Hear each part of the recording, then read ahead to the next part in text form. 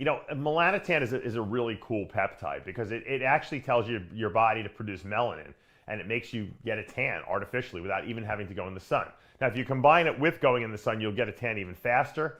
But for people maybe who have, worry about skin cancer and stuff like that, I used it like the second half of my career, I guess, just to get a really good tan, and it actually works too good. You got to be careful because if you get so dark, you can actually turn like purplish, and then because what happens is it tans everything, including your lips, your underarms, and everything like that. So you have to be careful that you don't do too much of it. But I always tell people less is better with it.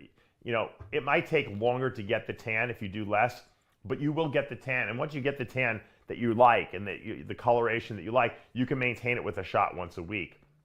The problem is if you take too much of it, it can make you feel a little nauseous, and it makes it hard to eat sometimes because I know guys just take too much of it.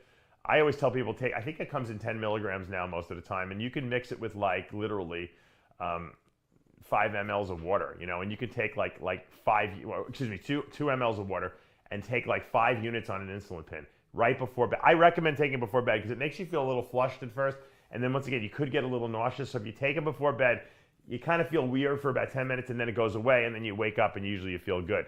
If you take more than that, you will get tan faster, but you will feel nauseous, I'm telling you. It also has a little bit of a Viagra-like effect on the body, so you definitely have an increased erections from melanotan. But once again, if you take too much of it, you feel crappy. So you don't want to, there's a fine line between taking the right amount and taking too much, and you might have to experiment to see where that is. But like I said, if you put 2 mLs of water into the powders, and most of them come about 10 milligrams, you could just seriously use 5 units right before bed. Within 2 to 3 weeks, you'll have the tan you want, I promise you.